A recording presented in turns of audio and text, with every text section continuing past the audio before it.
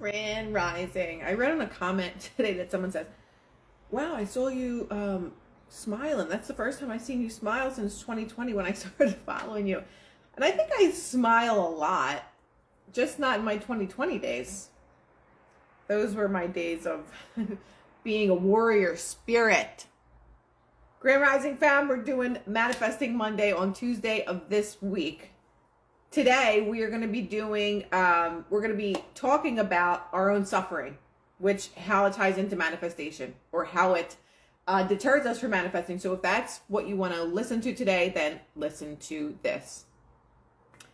It's a weird day. It's here on Tuesday, but yesterday felt like Sunday, so technically today feels like Monday. Hi everybody, it's joining. I'm in a really goofy mood today, and I just looked over and there's actually a TV on my wall that is never, I've been in this place for a year and a half, probably longer than that.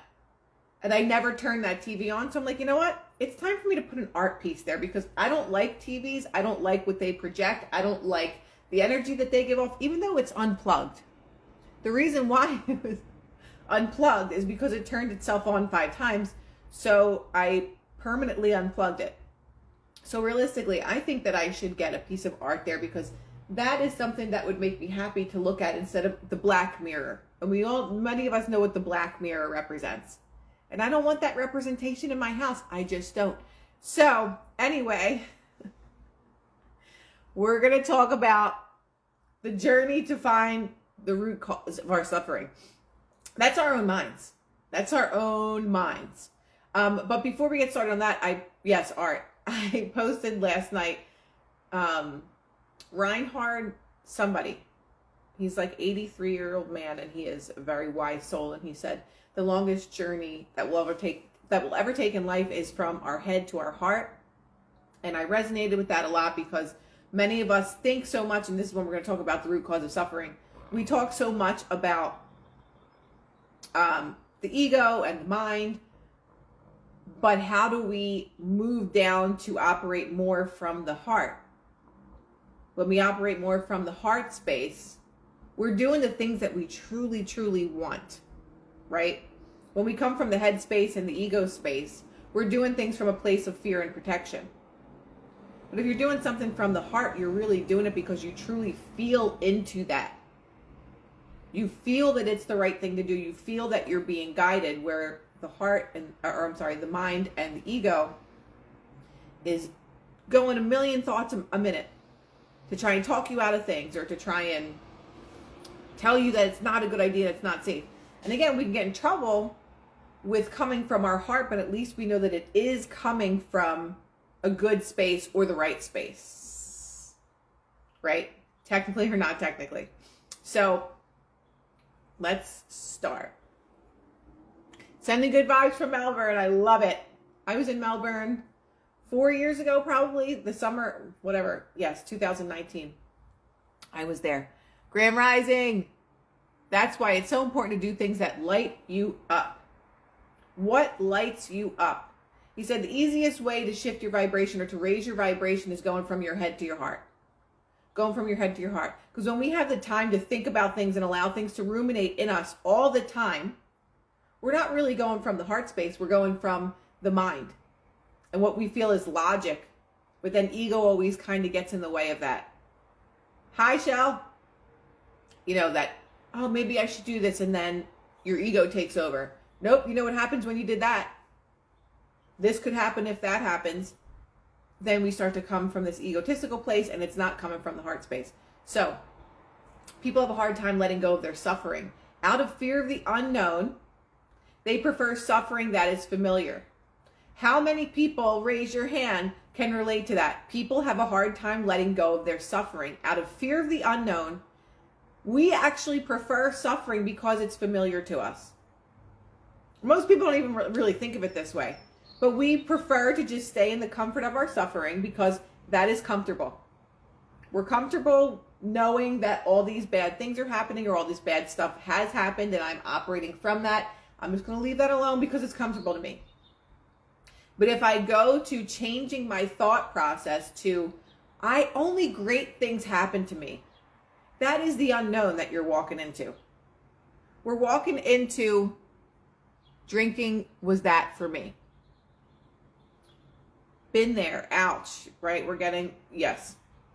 It's much more comfortable for me to say, yeah, I just have a lot of anxiety. I'm really depressed. Like, it's a lot easier for us to stay sunken into that feeling of suffering because what? It's our story, right? We have to tell that story to ourselves and to the world.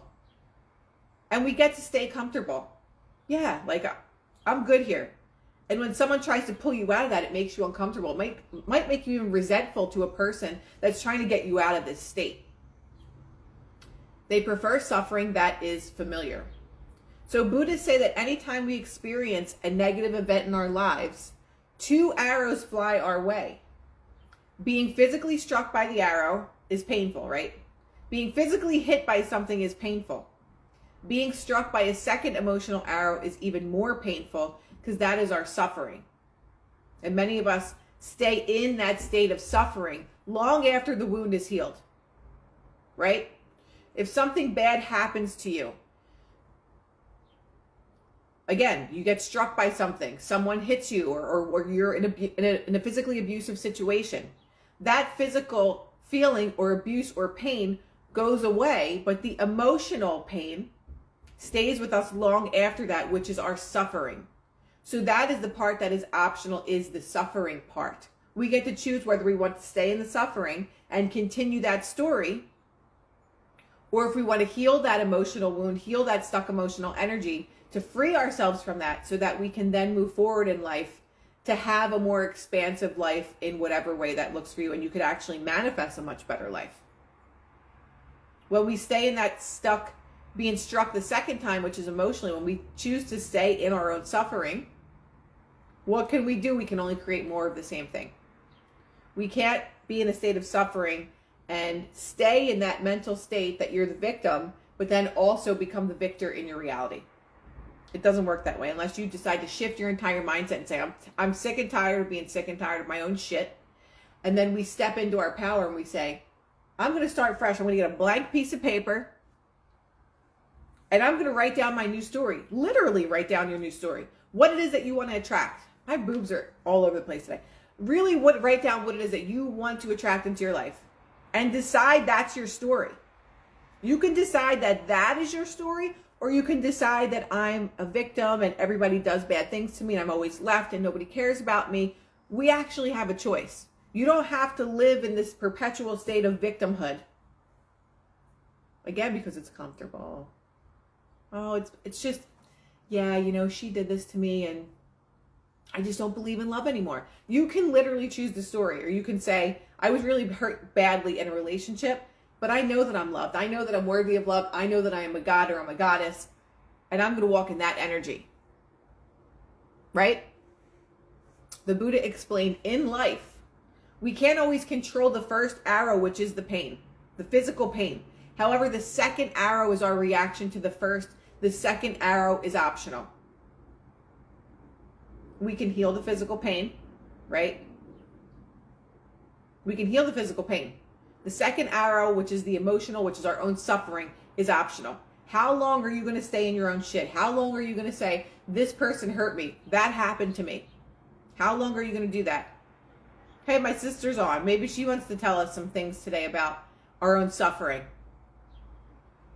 But today is my nugget's 10th birthday. Maybe she came on here to tell me happy birthday from Leo. So the second arrow is optional.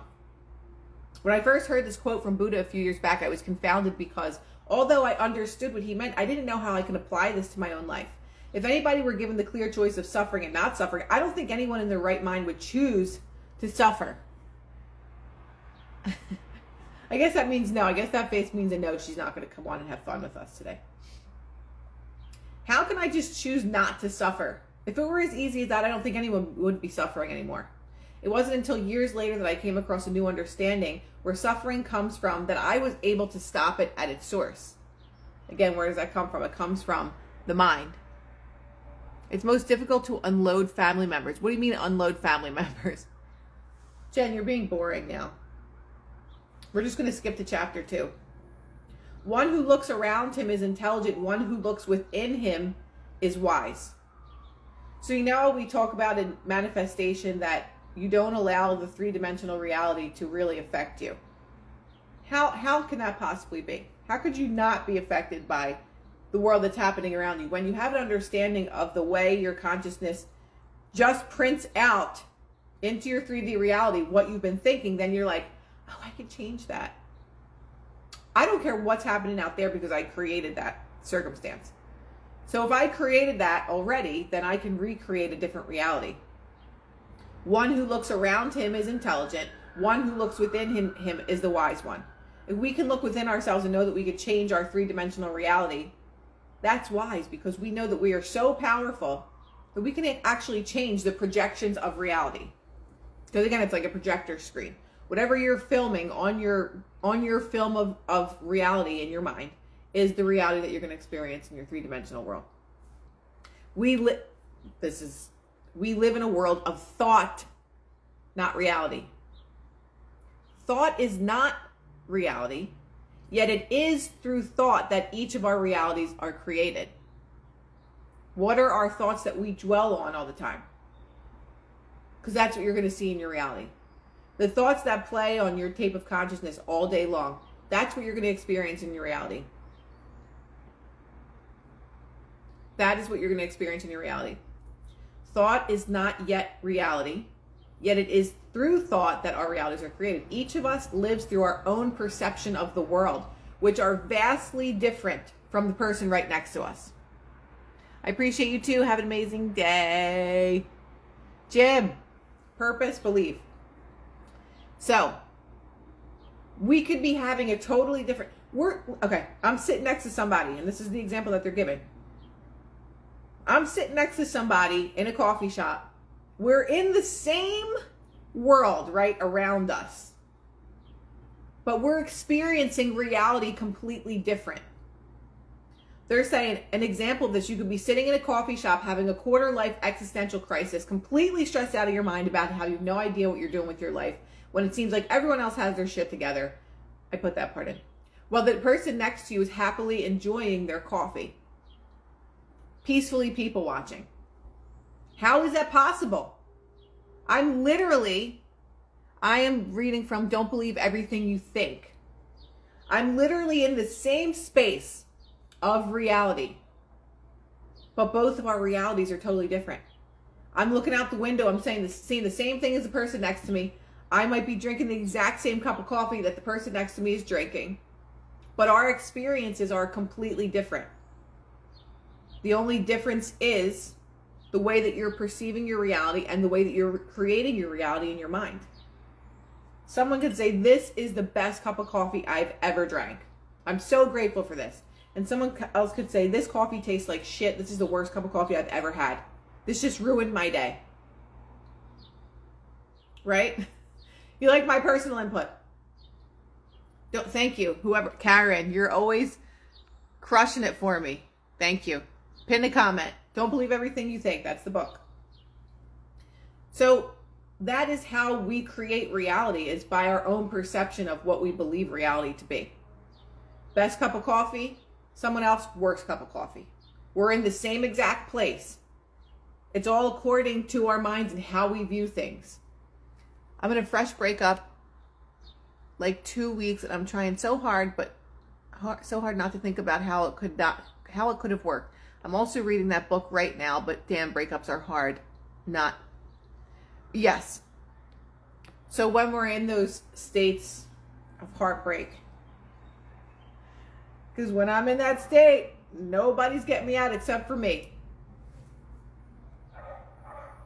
But again, we go back to believing or thinking that our thoughts create. So what in our reality created maybe this person to come in? What in my reality created it to possibly not work? What was I thinking about all the time for this reality to manifest? Sidebar. Okay. Let's go on to the next bulletin. Okay. This is a really good one. Okay. Thoughts create, and I did a thing about this before. Thoughts create, thinking destroys. What do we think that means? Thoughts create, thinking destroys. We can have a thought, and it could be a negative one. Let's just say, oh my God, why is this happening to me? And you just let it pass. And instead of starting to think about that thought, which causes rumination, right? We start to ruminate about this one thought over and over and over again. And that's the key to impressioning your subconscious mind. And when you impress your subconscious mind, that is then when you create this in your reality. Thoughts create. Thinking about the thought is what destroys. So if your thoughts create and you're having these great thoughts, and then you start thinking about these great thoughts, that's not going to destroy, that's going to create something great. But thoughts create, thinking destroys when it comes to negative things. When you think a thought, they're having like a barking party outside. I don't know what's going on. When your thoughts, your thoughts create, if you're having a negative thought, and then you continue to think about the negative thought, thinking destroys. The reason thinking destroys is because as soon as we begin to think about the thoughts, we cast our own limiting beliefs, judgments, criticisms, programming, and conditioning onto the thought, thinking of infinite reasons as to why we can't do it and why we can't have it. Wow, definitely have not thought about it that way, but makes perfect sense. It does. So the reason thinking destroys is because as soon as we begin to think about that one thought that could just pass and leave us, we cast our limiting beliefs on it. Say you think about a person and you're like, oh my God, I'm so in love with this person. This person is amazing. This person is perfect for me. And instead of letting that pass, all of a sudden you cast your limiting beliefs. Yeah, but that person could never love me. I'm not good enough. I'm not pretty enough for this person. Like, I don't have enough money for this person. Judgment. You start to judge that thought. You start to criticize it. Yeah, but I just don't look good enough. Like, maybe if I go to the gym longer, like, then I could pursue this relationship. Programming. What is the programming in your mind from your childhood? Programming. Yeah, this relationship will never work. I could never really have this. My parents always told me that people always end up divorced. That's your programming. Conditioning onto the thought. Thinking of the infinite reasons why we can't have it. Why we can't do it. Why we can't go after this job. Why we can't build this house. I just don't have the money. How am I going to ever afford this? Bills are going to be too high. Thoughts create, thinking destroys. Thoughts create, thinking destroys. For anybody that just joined, that's your message of the day. Without thinking, we prevent all negative programming and judgments from tarnishing the initial thought of what you want to create. Without thinking, we prevent all negative programming and judgment. For some of us, for many people, it's very difficult to not ruminate on your thoughts, to not have obsessive thoughts. And that is a sign of imbalance. Whether it's in the mind, whether there's emotional stuff that's stuck in there, or whatever it is. If we have that suffering where we're constantly thinking of the same thoughts over and over again, that's not a healthy mind. That's not coming from a balanced place. Not give negative thoughts momentum. Exactly. As soon as let's just give an example. These are thoughts of creation. Thoughts are inherently infinite, expansive, and energetically positive. These are thoughts of creating. They're inherently infinite, they're expansive, and they're energetically positive. Now, these are things that we can start thinking of. We can have that thought of creation, right? And you want it to be a positive experience. If it's not a positive experience, that is when the thinking starts to destroy. You'll know you are having thoughts from the divine. When you feel positive emotions, you feel lighter and alive. But if you're starting to think of things that feel negative, that make you feel heavy, that make you feel hopeless, helpless, that's knowing that you're starting to think on a path of destroying rather than creating. You'll know when you're having thoughts from the divine, when you feel positive emotions, you feel lighter and you feel alive. As soon as you begin thinking about thoughts of ways you can make the money you want, you'll immediately feel heavy, restricted, limited, along with a whole onslaught of negative emotions. This is how you'll know if you're thinking. I use my feelings as an internal radar that tells me whether I'm getting direct downloads of thoughts from the universe or God, or if I'm in my head thinking about my thoughts.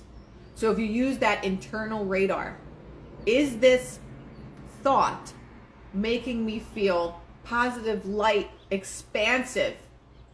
Or is this thought making me feel constricted? Is this thought making me feel negative, like, I don't know if I could have it? As soon as you can tell from that internal radar which direction you're going, you can either start thinking because you're having the creative thoughts, you're having the divine thoughts, or you can stop that thought in its track and just replace it with something positive and say, I'm not going to feel this heaviness. I'm not going to feel this negativity. I'm not going to feel this doubt. Thoughts create, thinking destroys. You can only ever feel what you're thinking. You can only ever feel what you're thinking. So if you don't allow that negative thought to become the thinking part of it, it's not going to affect you in the same way. That Dominic, then assume the state desired. Assume the state of the wish fulfilled that you want to live in. Assume it. You already assume something bad's going to happen. So what would happen if you assumed something good was going to happen to you? Maybe your life would change. Maybe. There's a lot of barking doggies out there today. So feelings and emotions are like an intuitive internal dashboard, which tells me if I'm thinking too much or not. If I'm having a lot of negative emotions, I know that I'm thinking too much. This is another example of how we're naturally built for success. Okay, now let's go to the next point. That's my favorite one, actually. Just saying. Okay. If we can only feel what we're thinking, don't we need to think positively to feel that way? I mean, I'd say yes. We are only ever one thought away from peace, love, and joy, which come from a state of no thought. Because it's just a being. Coming from peace, love, and joy is a being. We don't have to think about, well, when we get to this state, we don't have to think about being peaceful, loving, and joyful, because it's just a state of being, right? But up until that point, it's not a state of no thought necessarily. It's a state of progression. It's a state of effort, right? Because if we come from have really negative programming, and we notice that our whole entire, like our own universe is very negative, then we have to put effort into being peaceful, loving, and joyful. But once we get into that state where you're like, you ain't stealing my peace today, mother effer, right? You're full of love, you're full of joy. You just go out into the world with that expectation that everything's peaceful, loving, and joyful. You're in a state of no thought because that's just what you are. That is just what you are. In the same way that if you're just negative, that's not a state of no thought though. When you're in a negative pattern, you're always thinking about more negative things. But when you're in a state of peace, love, and joy, you're just enjoying. You're not ruminating. That part wasn't in the book. You're not ruminating about how peaceful, loving, and joyful everything. You're not obsessing over it because you just are it. Right? You just are it. But if you are just negative, I can guarantee you're thinking about all the more negative things. You're looking for negative things. You're looking for somebody to cut you off so you can put up your middle finger to them. You're looking for things. Feel it real in your thoughts and feel it real in if your thoughts start down a dark path. You can tune your dial to the station of your choice on a higher vibration. It's a choice. It is a choice. It is a choice. But when you're in the state of no thought and you just become peaceful, loving, and joyful, you just get to chill there. You're just there. Right? But if you're always in a state of negativity and low vibrations, like You're always going to look for reasons to be mad. You're always going to look for reasons to curse people out. You're always going to be looking for reasons to fight with someone. I know plenty of people that are like that. They love to look for reasons to aggravate somebody, even if it's an unconscious thing, but they just have to create chaos. I was there. I used to do it a lot. In my relationships, I would love to create chaos. Not that I would love it, but it was just a programming that I had to create chaos. Like I had to. If it was peaceful too long, like I couldn't stand it. It was like, this is too normal. I got to create madness, right? But once you have an understanding of like where you're coming from, you start to notice your own bullshit. And you're like, we're not going to do this again. And it creeps up every now and then. Like I'll just pick a fight with somebody for no reason whatsoever. It happens, right? Am I trying to move towards being in a state of peace, love, and joy? More often than not, I am now. Instead of the opposite of just like always being in a negative space or always thinking like I don't have this, coming from lack, come from abundance. It's abuelita for me. Okay, so I guess that person is very triggering. There's a caveat that I haven't mentioned yet to the principle that we can only feel what we're thinking. The more accurate way of describing it is that we can only ever feel negative emotions when we are thinking. We can only ever feel negative emotions when we are thinking. Like if something happens to you during the day that's kind of shitty, you're just like, oh, that sucks. And then you let it go. You're not going to feel the effect of that negative emotion because you just let it go. You know? I went to UPS the other day. This is just a prime example. I went to UPS the other day. And I didn't have my return label printed out. And I looked online to say, if I go to UPS, will they print out my shipping label? And it said yes on there. So I go in there, and these were the two most helpful, not helpful people in the world. They just could have cared less that I was in there. And I was like, it says on your website that you'll print it out. They're like, yeah, go use the computer, go log in. I'm like, oh my God, I don't have my email password. I had to reset my password. This is all in the UPS. And I let it get the best of me. Like, I was so mad after I left there to print out this stupid thing, right? And then I got in the car, and Julie, who is my coordinator for my retreat, called me, and I was just like, I was so mad, and then I just heard her voice, and I just like totally let it go. I could have let that ruin the rest of the course of my day. If I was just in a negative spiral, or if I was just one of those people that just always likes to just ruminate in negativity, I would have allowed that. I was so annoyed by it, but I let it go. We can only ever feel negative emotions when we are thinking. I could have thought about it, but like, those two were such assholes. Like, why couldn't they have just helped me? And very insignificant, clearly. But there are many people who will just stay in that negativity all day long, and then more negative things will just throw themselves into their pathway. The goal isn't necessarily to completely stop feeling negative emotions. Some of the negative emotions can be helpful, such as feeling fearful when we decide to walk down a dark alley at night. Right? I think that's more common sense. That it's not like, oh, just think positive all the time and just do dumb things because we're thinking positive like that. No. We have to have our instincts. We have to use better judgment in terms of survival. These negative emotions are only helpful to us in terms of survival. But if we don't constantly encounter life or death situations, negative emotions are more unhelpful than helpful for most of us.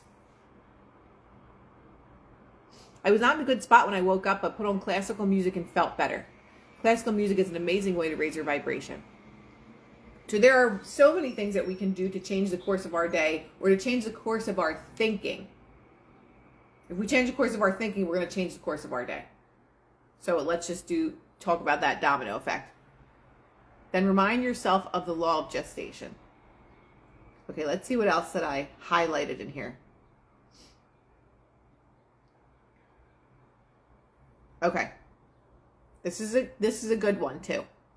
Our natural state of being is joy, love, and peace. Our natural state of being is joy, love, and peace. If our natural state of being is joy, love, and peace, how many people walk around with the opposite feeling of that? Our natural state of being, joy, love, and peace. So therefore, what is creating all the chaos in our lives? Our programming, right? The way that we think about things, We create our own suffering. We create our own suffering. If we could just understand that part, then we could get out of it. Our natural state of being is joy, love, and peace. Therefore, any thinking that we do will only take us away from those natural states of being, which is why whenever we feel extremely stressed, we're having a lot of thinking going on. The strength of the negative emotion we feel is in direct proportion to how much thinking we are doing in the moment. This book makes so much sense, I want to throw my computer out the window. It's ridiculous. So I'm going to read that last sentence again. The strength of the negative emotion we feel is in direct proportion to how much thinking we're doing in the moment.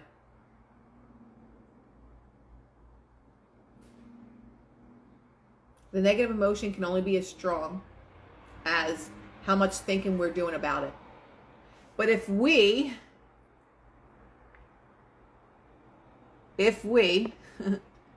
continue to think about this one negative thought, and thinking about it, getting more angry, the strength of that emotion can only get stronger.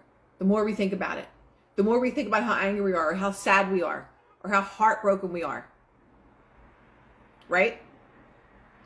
That's how much strength that negative emotion has inside of us, is how much we are thinking about that in the moment. On the other hand, the intensity of the positive emotion we feel is inversely proportional to the amount of thinking we're doing in the moment. In other words, the less thinking we have going on, the stronger the positive emotion we feel in the present. So if we're at a place and we're like, say you're at a concert or you're somewhere that makes you super happy and you're like just so elated, we're not thinking about over and over again like how happy we are. Like sometimes it's like, oh my God, I'm so like grateful that this, like how amazing this is. But we're not thinking about it over and over again like, oh my God, this is so amazing. Maybe some people do that, I don't know. But I think generally speaking, when you're in the moment of doing something that makes you feel amazing, you're just feeling it and you're just delighted by it. But if you're in a very negative state or very negative emotion, you're thinking about it over and over again.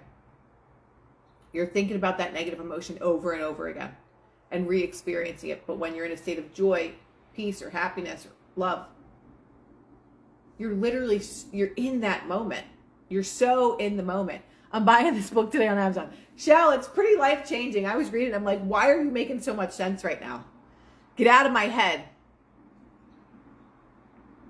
It's always easy to be happy when you're surrounded by sunshine and flowers.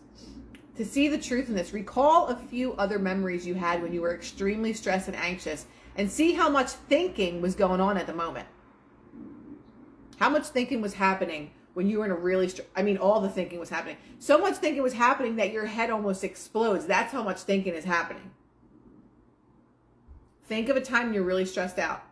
Think of a time when you were heartbroken. Think of a time when things were really, really hard for you. You're stressed about money or whatever it is. How much thinking was going on? All the thinking that could possibly ever happen was going on. That's the answer.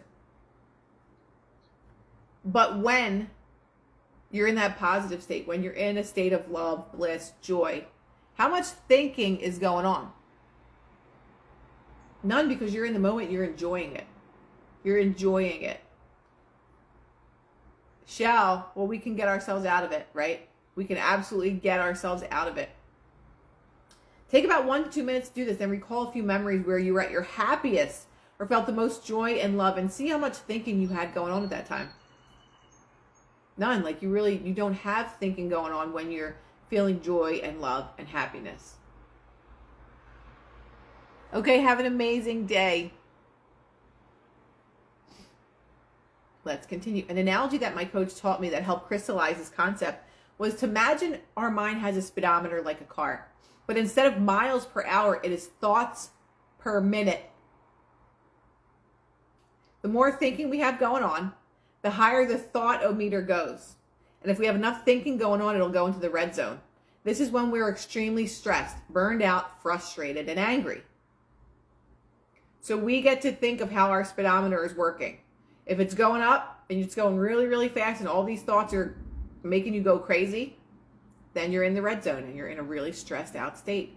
But if you can lessen the amount of thoughts that you're having about something so that it doesn't go into the thinking phase where we're really stressed out, and we can say, yeah, this really sucks, but something better is going to happen.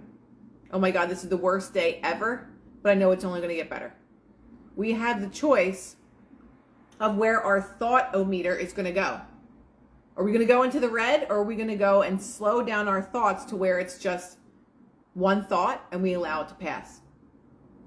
It literally can make a person feel sick physically. Exactly. Absolutely.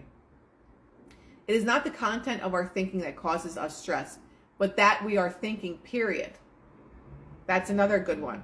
It is not the content of our thinking that causes stress, but the thinking that we're doing, period. The amount of thinking that we're doing, period, is what causes us stress. We could have a really bad thought and think about something that really awful that happened to us, but if we allow that thought to pass and we don't allow it to get into the thinking phase, it's not going to affect us nearly as much as when we start to think about it and we relive it in our mind. Because when we relive it in our mind and consciousness, it's going to eventually play out again somewhere in your reality.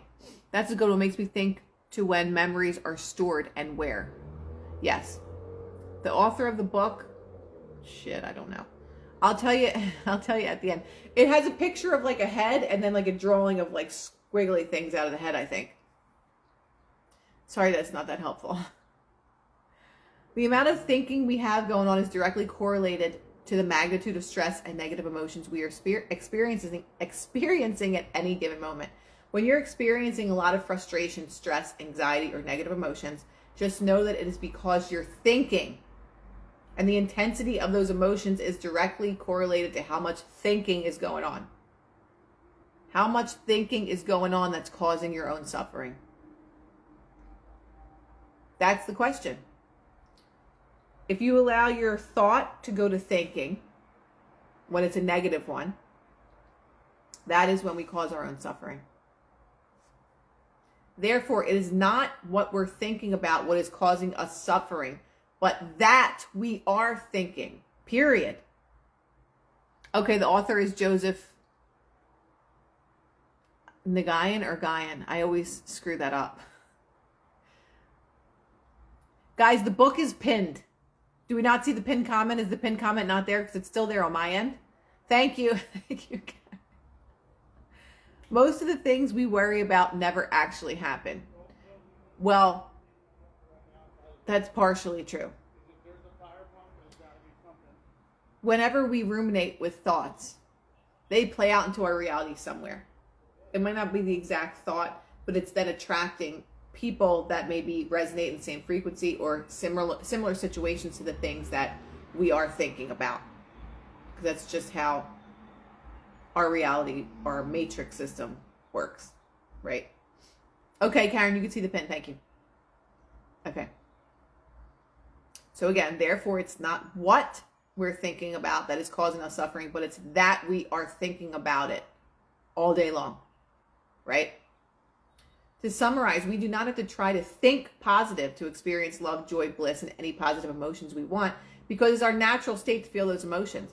The only times we don't naturally feel these emotions is when we begin to think about the thoughts we're having, thus blocking the direct connection to infinite intelligence, and we feel stressed, anxious, depressed, and fearful. So it's not about the content of our thinking, but that we're thinking, which is the root cause of suffering. And that's pretty powerful shit, if I may say so myself. It is not about the content of our thinking, but that we're thinking, which is the root cause of our suffering. The intensity of the negative emotions is directly correlated to the amount of thinking we have going on in the present. The less thinking we have, the more space we create for positive emotions to naturally surface. It's still pinned on my end. I don't know why it's not pinned for you guys. Again, the last sentence. The less thinking we have, the more space we create for positive emotions to naturally surface. And that's true. Thank you, Karen. I missed you guys yesterday, too. Yeah, I forgot to talk about my neck. See, when I turn it like that, I can still feel the nerve pain a little bit, but it's 90% better than it was yesterday. So thank you for reminding me. See, when I'm not thinking about my suffering, I'm not suffering. But if I'm all day, I'm like, oh, my neck hurts, I have a headache, and I am focused on that negative feeling, I can only create more of it because it's already in there, right? I'm thinking about it, so it's only going to create more suffering. But if I'm not thinking about it, right? Like I'm not thinking about it. I wasn't thinking about it. So I don't even think about the fact that it might be still a little bit of pain until I literally think about it and start moving my head around. And I'm like, oh yeah, it's there, but I'm going to let it pass. Or I could sit there all day and say, oh, my neck hurts. It's still not better. I still feel like this. No. Rock tape. Okay, I'll look into that. I've never heard of that one. Again, I'm just going to repeat this last sentence before we conclude, or before we wrap up, rather, for today. The less thinking we have, the more space we create for positive emotions to naturally surface. So if we're not sitting there thinking about negative thoughts all day long, we actually do create room to like enjoy the small things in life.